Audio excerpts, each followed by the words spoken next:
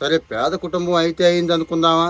అమ్మ నాన్న ఎప్పుడు కొట్టుకు చస్తూ ఉండేవాళ్ళు, విడాకులు కూడా తీసేసుకున్నారు. ఎవరిని సెలెక్ట్ చేసుకుంటామంటే నాన్నని సెలెక్ట్ చేసుకున్నాడు. వాడేమో పరమ దుర్మార్గుడు. ఇంకా సవతి కొడుకుని ఎలా చూస్తాడో అలా చూసి విపరీతమైన బాధలు పెట్టాడు. ఇక స్కూల్లో ఇది అలుసుగా తీసుకొని వాళ్ళు పెట్టే బాధలు మామూలుగా కాదు, చుట్టూ ఉండే పిల్లలు.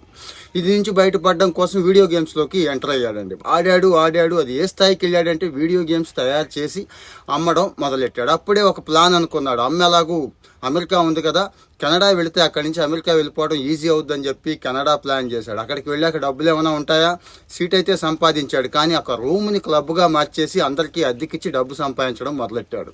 ఆ తర్వాత అమెరికా వెళ్ళాడు. అక్కడ కూడా డబ్బు ఏమీ లేదండి. స్టార్ట్ చేశాడు. మొదట్లో మ్యాపింగ్, చుట్టూ ఉన్న షాపులు ఉంటాయి చూడండి, మ్యాపింగ్ చేసి అమ్మడం మొదలెట్టాడు.